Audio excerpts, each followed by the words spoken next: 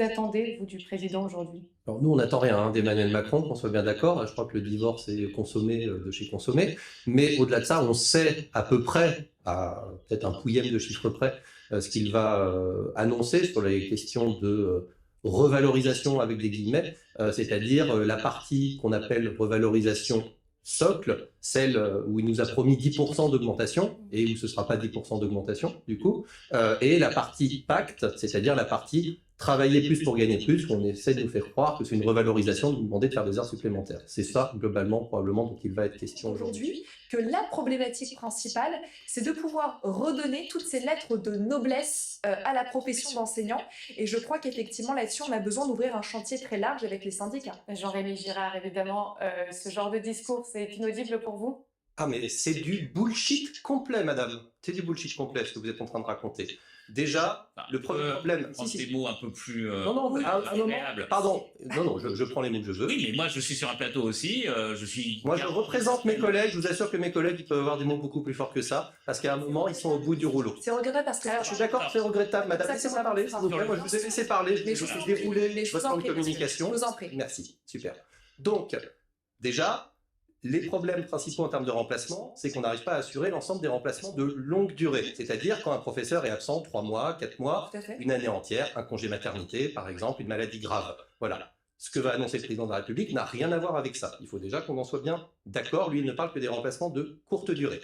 Pour l'instant, ça fait 6 ans qu'Emmanuel Macron a supprimé des postes en collège et en lycée, alors même que le nombre d'élèves a augmenté, donc il a rendu plus difficile d'effectuer les remplacements de longue durée. Ce qu'il propose pour ces remplacements de courte durée, c'est conditionner une part de la revalorisation salariée des professeurs au fait que les professeurs d'une matière remplacent les professeurs absents, non pas pour enseigner la matière du professeur absent, mais pour enseigner leur matière, pour dire on va rattraper, par exemple vous êtes professeur d'histoire géo, il y a le prof de maths qui n'est pas là, et ben on remplace le prof de maths et on fait une heure d'histoire géo supplémentaire.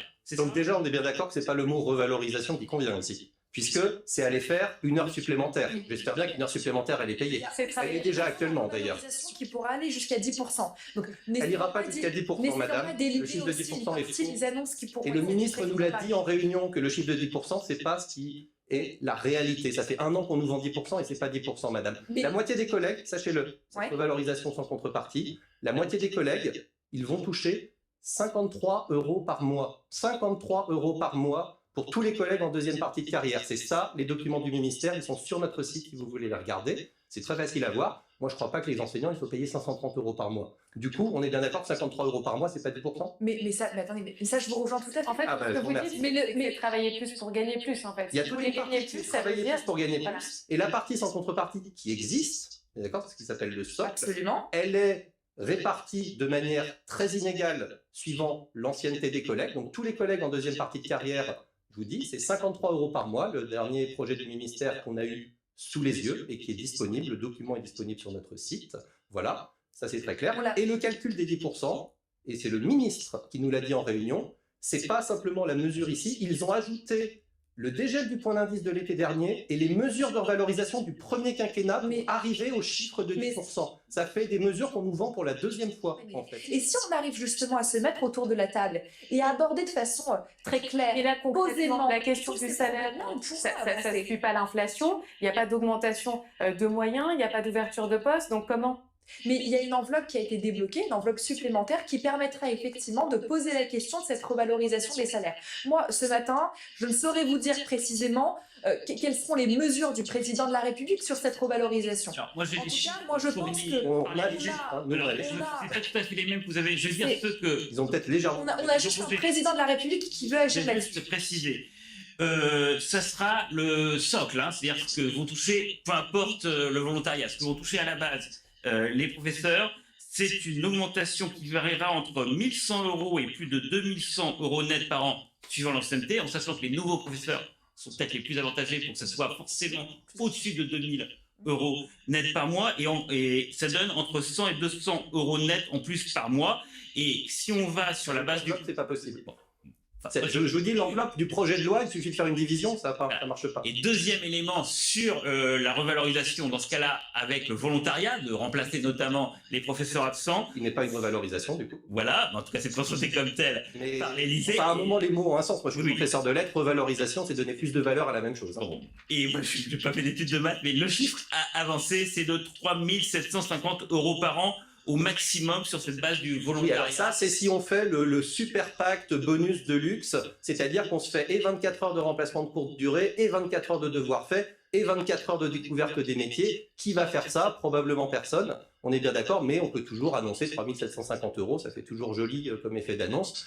Mais en fait, ce sera peanuts. Et avec des inégalités très très fortes, parce qu'on sait que ces mesures-là de travailler plus pour gagner plus, on est un métier extrêmement féminisé. C'est-à-dire que c'est surtout les hommes qui les prennent beaucoup plus que les femmes. C'est les gens à temps plein beaucoup plus qu'à temps partiel. Donc, on sait très bien qu'ils font des mesures d'inégalité fulgurantes. Et ça augmente les inégalités, puis ça pose aussi la question du remplacement, notamment pour le soutien en 6e par des enseignants de primaire qui ne sont pas forcément qualifiés pour ce genre de public. Alors, les professeurs des écoles sont des professeurs extrêmement qualifiés. Ça, nous, on les défend aussi, puisque le syndicat Mais ce qu'ils sont armés pour les professeurs des enseigner en écoles. 6e, c'est pas le même programme. C'est surtout que là, ils n'ont pas envie, en fait. C'est-à-dire que les professeurs des écoles, ils sont déjà surchargés. Ils travaillent déjà très, très fortement avec leurs élèves du lundi matin au vendredi soir. Aller se balader au collège d'à côté, qui est parfois à 20, 30, 40 km dans un certain nombre de cas, pour aller faire quelques heures de soutien avec des élèves qu'ils ne connaissent pas, qui vont demander un nombre de réunions incalculable pour arriver à organiser ça, où il faudra même regrouper les élèves de classes différentes obligatoirement. On ne peut même pas faire du soutien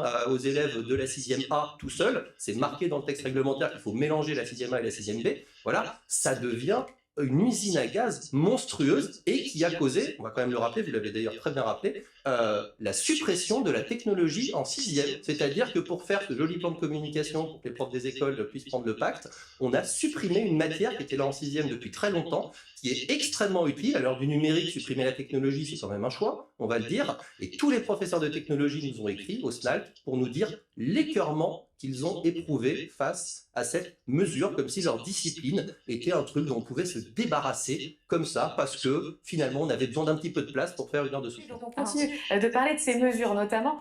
Quelle solution alors? Le dédoublement des classes, par exemple, c'est quelque chose qui fonctionne? Ah, mais c'est quelque chose que nous on a soutenu au SNALC. Une fois encore, nous, le SNALC, on est un syndicat qui est extrêmement pragmatique, on est un syndicat professionnel, donc le dédoublement des classes en CP, CE1, en éducation prioritaire, nous on pense que c'est une bonne mesure. Nous, ce qu'on indique aussi, c'est que, attention, là, on a quand même des classes en CM1, CM2 qui sont en train d'être à 28, 30 élèves et qui sont très, très compliquées à gérer également. Mais de manière générale, la réduction de la taille des classes, et la France est l'un des pays où la taille des classes est la plus importante, c'est quelque chose de bien. Quand je suis dans un lycée, nos premières technologiques, STMG, certains connaissent, voilà, qui ne sont pas forcément les plus faciles à gérer, sont à 35. 35 élèves en première STMG aujourd'hui, dans beaucoup de lycées de France. Je pense qu'il y a peut-être quelque chose à faire. C'est pas en supprimant des postes et c'est pas en créant et aggravant une crise des recrutements qui a été aggravée sous le quinquennat précédent et qui est aujourd'hui pire qu'elle n'a jamais été. On va améliorer quoi que ce soit sur la taille des classes, au contraire. L'attractivité du métier de professeur, si on enlève en effet les données salariales, c'est en baisse indépendamment du gouvernement. C'est un métier que les jeunes ne veulent plus faire. Et c'est pas qu'une question simplement... On n'a jamais été aussi bas aujourd'hui quand même. Voilà, donc oui, mais voilà comment lutter contre cette crise de vocation. Au-delà de la revalorisation salariale, il y a l'impression que c'est pas en adéquation avec ce que les jeunes souhaitent, avec l'esprit du temps.